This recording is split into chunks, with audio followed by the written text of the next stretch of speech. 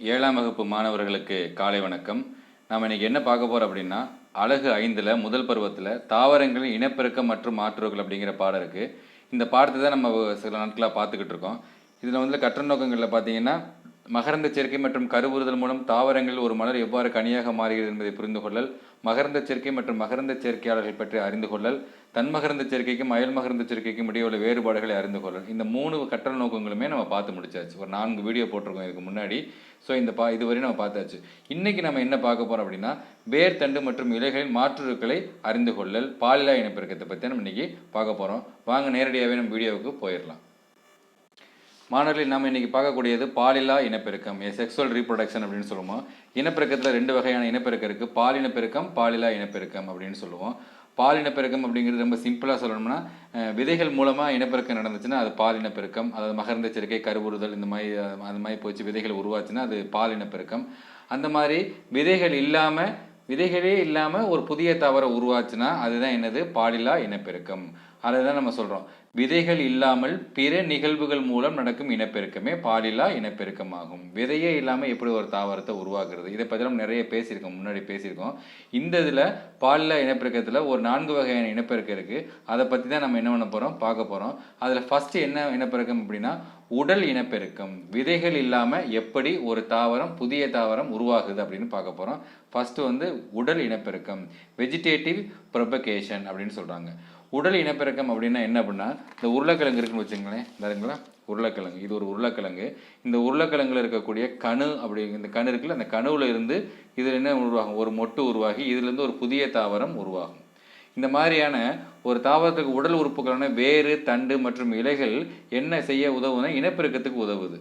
So இதுதான் என்னது, உடல் இனப்பெருக்கம். அதைத்தான் இங்கே என்ன சொல்லியிருப்பாங்க அப்படின்னு பார்த்தீங்கன்னா, உருளைக்கிழங்கின் கணு மற்றும் அதன் மொட்டிலிருந்து புதிய தாவரங்கள் உருவாகின்றன. கரும்பும் சேனைக்கிழங்கும் இவ்வாறு தண்டிலிருந்தே வளர்கின்றன.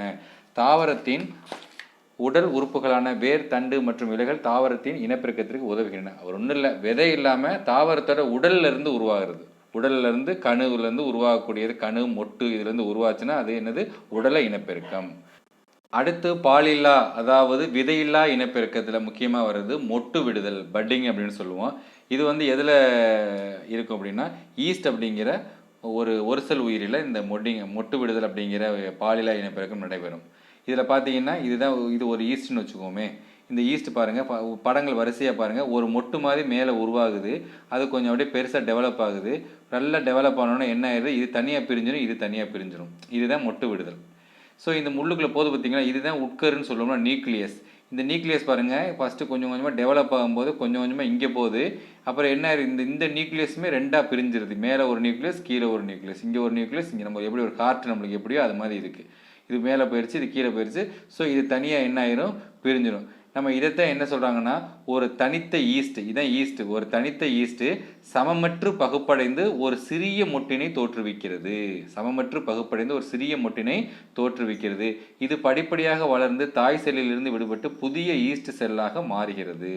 இதற்கு மொட்டு விடுதல் என்று பெயர். இந்த ஈஸ்ட் எங்கே இருக்கும் அப்படின்னா, நம்ம ஏற்கனவே நிறைய படிச்சிருக்கோம். அதாவது கேக் ரொம்ப சாஃப்டாக இருக்குது பார்த்தியா, அந்த கேக்கை வந்து சாஃப்டாக செய்யக்கூடிய ஒரு சில உயிர் வந்து இந்த ஈஸ்ட் தான். ஸோ நம்ம பாலிலா இனப்பெருக்கத்தில் உடல் இனப்பெருக்கம் பார்த்தாச்சு, மொட்டு விடுதல் பார்த்தாச்சு. அடுத்து நம்ம பார்க்கக்கூடியது துண்டாதல், ஃப்ராக்மெண்டேஷன்.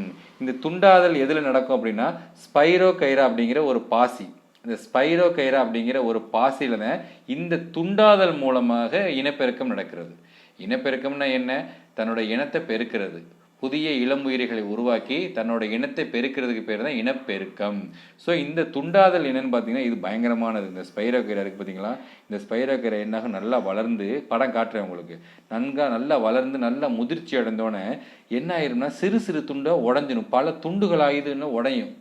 நம்மளாம் வந்து ஒரு பல துண்டுகளாக உடஞ்சோம்னா நம்ம செத்து போயிடுவோம். ஆனால் இந்த ஸ்பைரோகைரா பார்த்தீங்கன்னா உடையும் அப்படின்னு பல துண்டுகளாக உடஞ்சி, அந்த உடஞ்ச ஒவ்வொரு துண்டும் புதுசாக என்ன ஒன்று ஒரு இலையை உருவாக்குகிறது. இப்போ எண்ணற்ற இளம் பாசிகளை உருவாக்கும். இதற்கு பேர் தான் துண்டாதல் அப்படின்னு நம்ம சொல்கிறோம். இதைத்தான் இங்கே அழகாக சொல்லியிருப்பாங்க. ஒரு குளத்தில் அதிக அளவு பாசிகளை நாம் பார்க்கின்றோம். அதில் இதில் உள்ள ஸ்பைரோகெரா என்ற பாசிகளை வடிவமுடையது. இது முதிர்ச்சி அடையும் போது பல துண்டுகளாக உடைகின்றது. பிறகு ஒவ்வொரு துண்டும் வளர்ச்சியடைந்து புதிய இலையை உருவாக்குகிறது. இவ்வாறு ஸ்பைரோகெரா எண்ணற்ற பல இளம் பாசிகளை உருவாக்குகிறது. இதற்கு துண்டாதல் என்று பெயர். ஸோ மாணவர்களே, உடல் இனப்பெருக்கம் பார்த்தாச்சு, மொட்டு விடுதல்னா என்னன்னு பார்த்தாச்சு, துண்டாதல்னா என்னன்னு பார்த்தாச்சு. அடுத்து நம்ம பார்க்கக்கூடியது ஸ்போர் உருவாதல், ஸ்போர் ஃபார்மேஷன். இதுவும் ஸ்போர் அப்படிங்கிறதும் அது ஒரு பாலியலா இனப்பெருக்கம் தான், விதை இல்லாமல் உருவாகிறது. இந்த ஸ்போர் பெரும்பாலும் எதில் உருவாகும் அப்படின்னா பாசிகள், பிரையோஃபைட் மற்றும் டெரிடோஃபைட்டுகள், இந்த மாதிரி பூவா தாவரங்களில் தான் இந்த ஸ்போர்கள் உருவாகும். ஸ்போர்கள்னால் ஒன்றும் கிடையாது, ஒரு தாவரத்தில் சின்ன கருப்பு கருப்பாக வளரும்பா. நான் படம் காட்டுறேன். அது ஸ்போர்கள் சின்ன கருப்பு ஒரு கடுகு மாதிரி ஒரு சின்ன கருப்பாக வளரும். அது என்னாகும், கீழே உதிர்ந்துடும். அது விதை கிடையாது, அது ஸ்போர்கள். அது என்னாகும், விதை கீழே உதிர்ந்தது என்னாகும், புதுசாக ஒரு இதை உருவாக்கும். அதுதான் ஸ்போர்கள், வேறு ஒன்றும் கிடையாது. அதை தான் இங்கே உலட்டியிருப்பாங்க. இப்போ சாதகமற்ற சூழ்நிலையில் ஸ்போர்களை உருவாக்கும். அது இந்த பாசிகள் டெரிடோஃபைட்டுகளை உருவாக்கும். இது எது உருவாக்கும் அப்படின்னா, இதுக்கு முக்கியமாக நமக்கு தெரிஞ்ச எடுத்துக்காட்டு என்ன பார்த்தீங்கன்னா, பெரணிகை செடி, இன்னொன்று காளான். இந்த பெரணை செடியும் காளான். அதாவது சாதகமான சூழ்நிலை, சாதகமற்ற சூழ்நிலைன்னு கொடுத்துருப்பாங்க. சாதகமற்ற சூழ்நிலை அப்படின்னா என்னது, தண்ணீர் பற்றாக்குறை, உயர் வெப்பநிலை, மண்ணில் ஊட்டச்சத்து குறைபாடு இல்லாதது. இது எல்லாமே என்னது, சாதகமற்ற சூழ்நிலையில். இந்த மாதிரி சாதகமற்ற சூழ்நிலையில் தான் என்ன உருவாகும், ஸ்போர் உருவாகும். அந்த ஸ்போர் மறுபடியும் சாதகமான சூழ்நிலையில், அதாவது நல்லா தண்ணி வந்ததுக்கப்புறம், மிதமான வெப்பநிலை வந்த பிறகு, மண்ணில் நல்லா ஊட்டச்சத்து வந்ததுக்கப்புறம் அது என்னாகும், முளைத்து புதிய தாவரத்தை உருவாக்கும். ஸோ மாணவர்களே, அவ்வளோதான். இந்த பாலிலா இனப்பெருக்கத்தில் 4 வகையான இனப்பெருக்கங்கள் பார்த்தோம். இந்த 4 வகையான இனப்பெருக்கங்களுக்கும் ஒரு சின்ன படம் காட்டுறேன், உங்களுக்கு இன்னும் எளிமையாக புரியும். மாணவர்களை, இந்த படம் பார்க்கும்போது உங்களுக்கு என்ன தோணுது? எஸ், இது மொட்டு விடுதல், பட்டிங். ஈஸ்ட் இந்த மாதிரி மொட்டா உருவாகி பிரியுது பார்த்தீங்களா, இது தனியாக பிரிஞ்சிடும், இது தனியாக பிரிஞ்சிடும். ஸோ இதுதான் மொட்டு விடுதலுக்கு ஒரு எடுத்துக்காட்டு. இது இன்னொரு படம் மொட்டு விடுதலுக்கு. பார்த்தீங்களா, ஈஸ்ட் செல் எப்படி இப்போ கொஞ்சம் அப்படியே ஆகுது, மொட்டு உருவாகுதா, மொட்டு நல்லா அப்படி உருவாகுதா, மொட்டு இப்போ 3 செல் உருவாகுது. இந்த மாதிரி ஒன்று மட்டும் இல்லை, இந்த மாதிரி நிறைய செல் உருவாகுது. தனித்தனியாக ஒவ்வொன்றா பிரிஞ்சிடும். தனித்தனியாக ஒவ்வொன்றா பிரிஞ்சால் ஒவ்வொன்றும் ஒவ்வொரு புதிய ஈஸ்டாக உருவாகிடும். அதே மாதிரி இதில் மொட்டு விடுதல், இது மொட்டு விடுதலை. இன்னொன்று இது ஈஸ்ட்டு, இது ஹைட்ரா அப்படின்னு சொல்லுவோம். இதுவும் ஒரு உயிரி தான். இதுவும் இந்த மாதிரி உருவாகுது பார்த்தீங்களா, மொட்டு விடுதலை. இது ஒரு புதிய உயிரியாக உருவாகும். இதை பற்றி நீங்கள் பெரிய கிளாஸில் படிப்பீங்க. இப்போதைக்கு நீங்கள் ஈஸ்ட்டை மட்டும் தெரிஞ்சுக்கோங்க மொட்டு விடுதலில். மாணவர்கள், இதை பார்த்தோன்னா உங்களுக்கு என்ன தோணுது? எஸ், துண்டாதல் சொன்னோம்ல, ஸ்பைரோகைரா பாசி, உள்ளுக்குள்ள இருக்கக்கூடிய பசங்கனியம், சுருள் வடிவ பசங்கனியம் இருக்கும். அதாவது ஸ்பைரோ, சுருள் மாதிரி இருக்கிறனால ஸ்பைரோகைரான்னு பேர். இந்த பசங்கனியங்களை இந்த மாதிரி உடஞ்சி என்ன ஆயிடுது, இப்போ இந்த மாதிரி ஒன்று இருக்குது, 2 உடஞ்சி இருக்கு பற்றிலா, இது மாதிரி உடஞ்சி இது ஒரு இளம் பாசியாக உருவாகும், இது ஒரு இளம் பாசியாக உருவாயிரும். இதுவும் இன்னொரு படம். இந்த இடத்துல ஸ்பைரோகைரா இது பற்றியா 3 உருவாகுது. 3 உருவாகி 3 வளர்ந்து 3 ஸ்பைரோகைராவாக என்ன பண்ணுது, உருவாகுது. இந்த மாதிரி எண்ணற்ற ஸ்பைரோகைரா உருவாக்கும். இதற்கு பேர் துண்டாதல். ஓகே, இது பார்த்தோன்னா உங்களுக்கு என்ன தோணுது? இது ஸ்போர் உருவாதல். நம்ம சொன்னோம்ல, பிரையோஃபைட்டு, பாசிகள், இதிலெல்லாம் பெரணிகள், இதிலெல்லாம் ஸ்போர்கள் உருவாகும்னு சொன்னோம்ல. இந்த மாதிரி உருவாகுது பார்த்தீங்களா. இந்த மாதிரி ஒரு மேலே பார்த்தீங்கன்னா இந்த மாதிரி கருப்பு விதை மாதிரி குட்டி குட்டி விதையாக இருக்கா, இதுதான் ஸ்போர்கள். இது என்ன ஆகிடும், உதிர்ந்து இதிலிருந்து புதிய தாவரங்கள் உருவாகும். மாணவர்களே, இதுவும் அந்த ஸ்போர்கள் உருவாகிறத. இது என்னென்னு பார்த்தீங்கன்னா ஆஸ்பெர்ஜெல்லிஸ் அப்படின்னு சொல்லக்கூடிய ஒரு உயிரினம். இந்த ஆஸ்பெர்ஜெல்லிஸில் தான் என்ன உருவாகும், இந்த மாதிரி பார்த்தீங்களா கருப்பாக, இதெல்லாம் ஸ்போர்கள். இது ஸ்போர்கள். இது பார்த்தீங்கன்னா பென்சிலியம். இந்த பென்சிலியத்தில் என்ன உருவாகும், இந்த ஸ்போர்கள் உருவாகும். இவைகள் உதிர்ந்து தான் என்ன பண்ணும், புதிய வகை உயிரியை உருவாகும். ஓகே மாணவர்களே, இப்போ பாலிலா இனப்பெருக்கத்தை பற்றி ஓரளவு புரிஞ்சிருப்பீங்க. அடுத்து நம்ம பார்க்கக்கூடியது என்ன அப்படின்னா, தாவர உறுப்புகளின் மாற்றுருக்கள், மாடிஃபிகேஷன் ஆஃப் பிளான்ட் பார்ட்ஸ். மாற்றுருக்கள்னால் என்னென்னு பார்க்க போகிறோம். இந்த தாவர உறுப்புகள் இருக்கக்கூடிய மாற்றுருக்களை பற்றி நம்ம பார்க்க போகிறோம். ரொம்ப சுருக்கமாக பார்க்க போகிறோம், ரொம்ப டீட்டெயிலாக பார்க்கல. ஏன்னா நீங்கள் வரும் கிளாஸில் நீங்கள் இதை பற்றி டீட்டெயிலாக படிப்பீங்க. தாவர உறுப்புகளின் மாற்றுருக்கள் அப்படின்னு இங்கே ஒரு படம் கொடுத்துருக்காங்க 65ஆம் பக்கத்தில். இது 3 இது கொடுத்துருக்காங்க. வேரின் மாற்றுருக்கள், தண்டின் மாற்றுருக்கள், இலையின் மாற்றுருக்கள். ஸோ நம்ம இதில் இப்போ இந்த வீடியோவில் என்ன பார்க்க போகிறோம் அப்படின்னா, இந்த வேரின் மாற்றுருக்கள் இருக்குது பார்த்தீங்களா, இந்த டாப்பிக்கை பற்றி மட்டும் நம்ம என்ன பண்ண போகிறோம், டிஸ்கஸ் பண்ண போகிறோம். அதுக்கு முன்னாடி மாற்றுருக்கள் அப்படின்னா என்னங்கிறது நம்ம என்ன பண்ணிக்கணும், தெரிஞ்சுக்கணும். மாற்றுருக்கள்னால் என்ன அப்படின்னா, ரொம்ப சிம்பிளாக சொல்கிறதுனா என்ன தெரியுமா சொல்லலாம். இப்போ வேர் எதுக்கு பயன்படும், வேர் மண்ணில் நல்லா ஊனி நிற்கிறதுக்கும், மண்ணில் இருக்கக்கூடிய நீர் கனிம பொருளை உறிஞ்சுறதுக்கும் தான் வேரோட வேலை. அதான் வேரோட வேலை. சரி, இலையோட வேலை என்ன, இலையோட வேலை என்ன, ஒளிச்சேர்க்கை செய்கிறது. இலையோட வேலை என்னது, ஒளிச்சேர்க்கை செய்கிறது. சரி, அதுக்கப்புறம் தண்டு இருக்குல்ல, அந்த தண்டோட வேலை என்ன, தண்டோட வேலை என்னென்னா வேரில் இருக்கக்கூடிய நீரை இலைகளுக்கு கடத்துறது. வேர்லேருந்து உறிஞ்சக்கூடிய நீரை மற்ற உடலோட எல்லா பாகத்துக்கும் கடத்துறது எது பயன்படும் அப்படின்னா தண்டு பயன்படும். ஸோ இந்த மாதிரி வேறு, தண்டு, இலை இதெல்லாம் ஒவ்வொன்றும் ஒவ்வொரு வேலைக்கு நம்ம என்ன பண்ணியிருக்காங்க இருக்குது. ஆனால் அந்த மாதிரி எதுக்காக படைக்கப்பட்டதோ அந்த வேலையை செய்யாமல் வேறு வேலையை வேறு வேலையை செய்ய ஆரம்பிச்சிருச்சுன்னு வச்சுக்கோங்களேன், அதுக்கு பேர் தான் மாற்றுரு. எதுக்காக படைச்சிருக்கோமோ அந்த வேலையை செய்யாமல் வேறு வேலையை செய்கிறது. உதாரணமாக வேறு என்ன பண்ணணும்னா தண்ணியை உறிஞ்சணும்னு வச்சுக்கோங்க. அது தண்ணியை உறிஞ்சிருக்கு பதிலாக உணவை என்ன பண்ண வைக்கும், சேமித்து வைக்கும். உணவை சேமித்து வைக்கக்கூடிய மேலே வாக்கும். அதுக்கப்புறம் இன்னொரு வேர் இன்னொன்று பாதுகாப்பு கொடுக்கும். இன்னொரு பாதுகாப்பு கொடுக்கும். இந்த மாதிரி தன்னோட வேலையை தவிர மற்ற வேலையை செய்ய ஆரம்பிச்சிச்சுன்னா அதுக்கு பேர் தான் மாற்றுரு. அதை தான் இங்கே சொல்கிறாங்க. சில தாவரங்களில் வேர், தண்டு மற்றும் இலைகள் ஆகியவை சிறப்பான பணிகளான உணவு சேமித்தல், ஆதாரமளித்தல், பாதுகாப்பு மற்றும் பல முக்கியமான பணிகளை செய்வதற்காக தங்களது வடிவம் மற்றும் அமைப்பை மாற்றிக்கொள்கின்றன. இதற்கு மாற்றுரு என்று பெயர். ஓகே, புரிஞ்சிருச்சா? அப்போ மாற்றுருன்னா என்னென்னு தெரிஞ்சிருச்சா? இப்போ வேரின் மாற்றுருகள் பார்க்க போகிறோம். வேறு என்னென்ன மாதிரியான மாற்றுருகள் அப்படின்னு பார்க்க போகிறோம். வேரில் ரெண்டு மாற்று நிறைய இருக்குது. இதில் ஃபஸ்ட்டு சேமிப்பு வேர்கள். சேமிக்கிறதுனால மாறுறது. என்ன சார் சேமிக்கிறதுனால எப்படி சார் மாறும் அப்படின்னா, நம்ம இப்போ ஒரு தாவரம் இருக்குது, நல்லா சாப்பிட்டுட்டு நல்லா உணவு தயாரிக்குது. அந்த உணவு தயாரித்த உணவை ஒரு இடத்துல சேர்த்து வைக்கணும். அப்போ சேர்த்து வைக்கிறதுல சில தாவரங்கள் எங்கே போய் சேர்த்து வைக்கும்னா வேரில் போய் சேர்த்து வைக்கும். அந்த வேரில் போய் சேர்த்து வச்சா தான் அதுக்கு பேர் சேமிப்பு வேர்கள். இப்போ பார்த்தீங்கன்னா இந்த முள்ளங்கி இருக்குது பார்த்தீங்களா, முள்ளங்கி இந்த பீட்ரூட்டு, இந்த கேரட்டு இதெல்லாம் பார்த்தீங்கன்னா மண்ணுக்கு கீழே விளையக்கூடியது. அதாவது இது எல்லாமே வேர் தான். இது எல்லாத்தையும் எடுத்து நீ பிடுங்கி பார்க்கும்போது அதில் வேர்கள் இருக்கும். நான் படங்கள் காட்டும்போது உங்களுக்கு தெரியும். இது எல்லாமே வேரோட மாற்றுருக்கள் தான். அந்த தாவரங்கள் உணவுகளை கொண்டு இந்த வேரில் சேமித்து வைக்கிறதுனால ஒவ்வொன்றும் ஒவ்வொரு மாதிரியான வடிவத்தில் இருக்குது. முள்ளங்கி பார்த்தீங்கன்னா கதிர் வடிவ வேர் அப்படின்னு சொல்கிறாங்க. கதிர் வடிவ வேர். இந்த கதிர் வடிவ வேர் எப்படி இருக்கு அப்படின்னா மையத்தில் பருத்து இருக்குமா, மேலும் கீழும் சிறுத்து காணப்படுமா. மையத்தில் நன்றாக பருத்து காணப்படும், மேலும் கீழும் சிறுத்து காணப்படும். இது என்னது, பம்பர வடிவ வேர். இது என்னென்னா பம்பர வடிவ வேர். இந்த பம்பர வடிவ வேருக்கு பீட்ரூட்டு, டர்னிப்பு இதெல்லாம் சொல்லுவாங்க. இது எப்படி இருக்கும்னா பார்த்தீங்களா, பீட்ரூட்டை நீ பார்த்துருப்பே இல்லை, கீழ்ப்பகுதி பருத்து உருண்டை வடிவில் இருக்கும், மேற்பகுதி சிறுத்து இருக்கும். மேலே சிறுத்து, கீழ்ப்பகுதி நல்லா பருத்து உருண்டு இருக்கும். இது பம்பர வடிவ வேர். பீட்ரூட் கூம்பு வடிவ வேர். கூம்புனா எப்படி இருக்கும், கேரட் எப்படி இருக்கும், மேலே பருத்தும் கீழே சிறுத்தும் காணப்படும். ஸோ இது என்ன வடிவம்னா கூம்பு வடிவம்னு சொல்லுவோம். இதை தான் சொல்லுவோம். ஸோ வேரின் மாற்றுக்கள் நம்ம தெரிஞ்சாச்சு. வேரின் மாற்றுக்களை கதிர் வடிவ வேர் பார்த்தோம், பம்பர வடிவ வேர் பார்த்துருக்கோம், கூம்பு வடிவ வேர் பார்த்துருக்கோம். ஒவ்வொன்றுக்கும் ஒரு எடுத்துக்காட்டு பார்த்துருக்கோம்.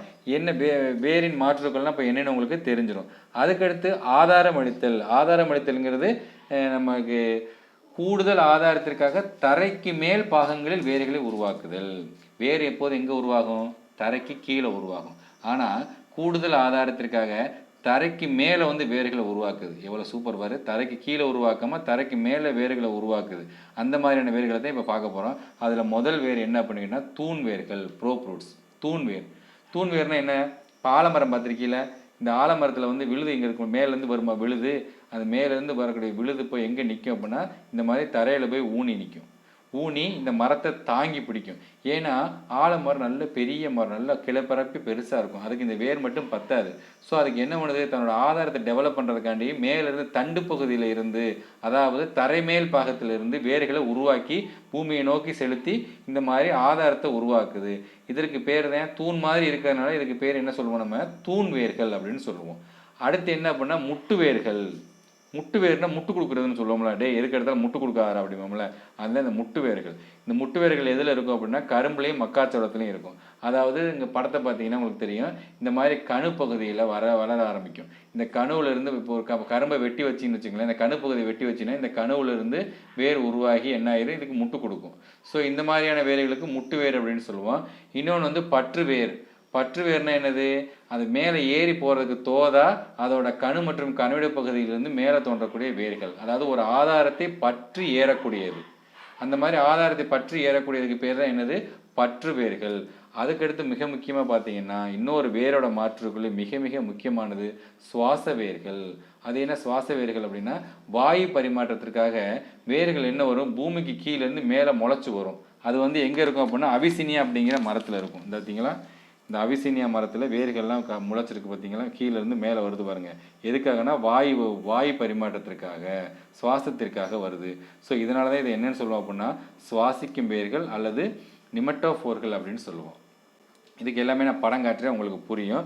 அதுக்கடுத்து என்ன சொல்கிறாங்க, உறிஞ்சு வேர்கள். உறிஞ்சு வேர்கள்லாம் என்ன, வேறு ஒரு மரத்தை போய் சார்ந்து அதிலிருந்து சத்தை பூரா உறிஞ்சி சாப்பிட்றது, அதாவது உறிஞ்சு வேர்கள். அங்கே படம் போட்டிருக்காங்க பார்த்தீங்களா, உறிஞ்சு வேர்கள். ஒரு எந்த மரம் நம்ம வீட்டிலே இருக்கணும், ஒரு தாவரம் நம்ம மாமரமோ இல்லை வேறு ஏதாவது மரம் வளர்த்தா அதில் ஒரு கொடி மாதிரி படர்ந்து நம்ம அதில் இருக்கக்கூடிய சத்தை பூரா எடுத்து சாப்பிட்ரும். அதில் இருக்கக்கூடிய அந்த தாவர திசுக்களை தொலைத்து அதில் உள்ள ஊட்டச்சத்தை பூரா உறிஞ்சி சாப்பிட்ரும். இதுக்கு பேர் தான் உறிஞ்சு வேர்கள் அப்படின்னு சொல்லுவோம். இதைத்தான் நம்ம என்னென்னு சொல்லுவோம், கஸ்குட்டா அப்படின்னு சொல்லுவோம்.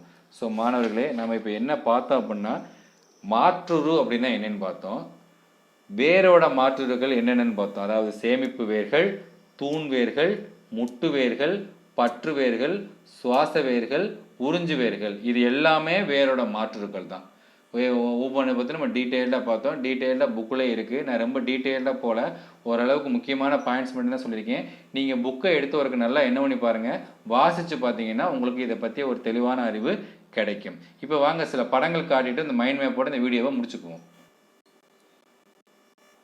மாணவர்களே, இதுதான் வேரின் மாற்றுகளை மிக முக்கியமானது. முள்ளங்கி, இது வந்து கதிர் வடிவ வேர். நம்ம ஏற்கனவே சொன்னோம்ல பார்த்தீங்களா, இந்த முள்ளங்கியில் பூராமே வேர் தெரியுது பாருங்கள் படம். இந்த வேரோட மாற்று தான். வேரில் வந்து உணவை சேமிக்கிறதுனால இந்த வேர் வந்து பருத்து காணப்படுது. வேர் வந்து பருத்துக்கின்றதுல வேர் எவ்வளோ அழகாக வேர் தெரியுது பாருங்கள். ஸோ இதுதான் கதிர் வடிவ வேர். இது மையத்தில் பருத்திருக்கும், மேலேயும் கீழேயும் சிறுத்து காணப்படும். இது வந்து பார்த்தீங்கன்னா பீட்ரூட்டு, பம்பரை வடிவ வேர். பம்பரை மாதிரி இருக்கா, இதுலேயும் வேர்லாம் தெரியுது பாருங்கள், அங்கங்கே வேர் தெரியுது பாருங்கள். நம்ம உடனே மண்ணுக்குள்ளேருந்து எடுத்து பார்க்கும்போது வேர் நல்லா தெரியும் நம்மளுக்கு. இது வந்து பம்பரை வடிவ வேர். அடுத்து நம்ம என்ன பார்த்தோம், இது வந்து கேரட். பார்த்தீங்கன்னா வேர்லாம் எவ்வளோ தெரியுது பார்த்தீங்களா, சின்ன சின்ன குட்டி குட்டி வேராக தெரியுது பார்த்தீங்களா. அதனால் இந்த படத்தை நான் செலக்ட் பண்ணியிருக்கேன். இது வந்து என்ன வடிவ வேர், கூம்பு வடிவம். இது வந்து என்ன வடிவம், கூம்பு வடிவம். இது மேற்பகுதி பருத்து காணப்படும், கீழே போக போக சிறுசாக காணப்படும். இது கூம்பு வடிவம். இது பார்த்தீங்கன்னா தூண் வேர்கள். தூண் வேர்கள் நம்ம ஏற்கனவே சொன்னோம்ல, ஆலமரத்தில் வந்து மேலேருந்து வருது பாருங்கள், இங்கேருந்து மேலேருந்து அதோட தண்டு பகுதியிலேருந்து மேலேருந்து இலை வரப்பி கீழே வந்து நிற்கிறது தூண் வேர்கள். எவ்வளோ அழகாக இருக்குது பார்த்தீங்களா அந்த தூண் வேர்கள். இது வந்து முட்டு வேர்கள், கரும்பில் இருக்கக்கூடிய அந்த கணுவிலேருந்து உருவாகக்கூடிய வேர்கள். இது அப்படியே வேர்களை உருவாகி இதுக்கு இந்த கரும்புக்கு முட்டு கொடுத்துரும்.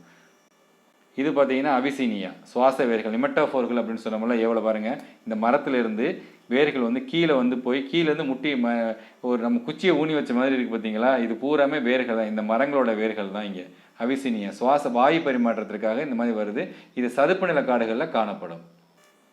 இது என்னது, உறிஞ்சு வேர்கள், கஸ்குட்டா சொன்னோம்ல, அதுதான் இது. மாணவர்கள், ஒரு சின்ன மைண்ட் மேப். இனப்பெருக்கம், பால் இனப்பெருக்கம், பாலிலா இனப்பெருக்கம். இனப்பெருக்கத்தில் 2 வகை. பால் இனப்பெருக்கம் விதைகள் மூலமாகவும், பாலிலா இனப்பெருக்கம் விதைகளில்லா வழிகளிலும் பாலிலா இனப்பெருக்கம் நடக்கும். பாலிலா இனப்பெருக்கத்தில் 4 இது பார்த்தோம். உடல் இனப்பெருக்கம், மொட்டு விடுதல், துண்டாதல், ஸ்போர் உருவாதல். உடல் இனப்பெருக்கத்துக்கு உருளை சேனை எடுத்துக்காட்டு, மொட்டு விடுதலுக்கு ஈஸ்ட், துண்டாதலுக்கு ஸ்பைரோகைரா, ஸ்போர் உருவாதலுக்கு காளான். அடுத்து தாவரங்கள் மாற்றுக்கள் மொத்தம் 3 இருக்குது. வேரின் மாற்றுருக்கள், தண்டின் மாற்றுருக்கள், இலையின் மாற்றுருக்கள். நம்ம இந்த காணொலியில் வேரின் மாற்றுருக்களை பற்றி மட்டும்தான் பார்த்தோம். வேரின் மாற்றுகளிலே கிட்டத்தட்ட ஒரு 6 வகையான வேற்று மாற்றுகளுக்கு சேமிப்பு வேர்கள், தூண் வேர்கள், முட்டு வேர்கள், பற்று வேர்கள், சுவாச வேர்கள், உறிஞ்சு வேர்கள். சேமிப்பு வேர்களில் 3 இருக்குது. கதிர் வடிவ வேர், பம்பர வடிவ வேர், கூம்பு வடிவ வேர். ஒவ்வொன்றுக்கும் எடுத்துக்காட்டு இங்கே கொடுத்துருக்கோம், பார்த்தாச்சு. தூண் வேர்களுக்கு விழுதுகள், முட்டு வேர்களுக்கு கரும்பு, பற்று வேர்களுக்கு வெற்றிலை, மிளகு, சுவாச வேர்களுக்கு அவிசினியா, உறிஞ்சு வேர்களுக்கு கஸ்குட்டா. இந்த மாதிரி நீங்கள் என்ன பண்ணிக்கலாம், மைண்ட் மேப் போட்டுக்கலாம். ஸோ மாணவர்களின் இந்த காணொலி அவ்வளோதான். நம்ம அடுத்து என்ன காணொலி பார்க்க போகிறோம்னா, தண்டின் மாற்றுருக்கள். இந்த பாடம் முடிய போகுது, லாஸ்ட் வீடியோ இதான். தண்டின் மாற்றுருக்கள் தான் இந்த பாடத்தோட லாஸ்ட் வீடியோ. ஸோ அடுத்த வீடியோவில் உங்களை சந்திக்கிறேன். இந்த வீடியோ உங்களுக்கு பிடிச்சிருந்தா வழக்கம் போல் லைக் பண்ணுங்கள், உங்கள் ஃப்ரெண்ட்ஸுகளை ஷேர் பண்ணுங்கள், மறக்காமல் நம்ம சேனலை சப்ஸ்கிரைப் பண்ணுங்கள். அடுத்த ஒரு வீடியோவில் உங்களை சந்திக்கிறேன். அதுவரை உங்களிருந்து விடைபெறுகிறேன். நன்றி, வணக்கம்.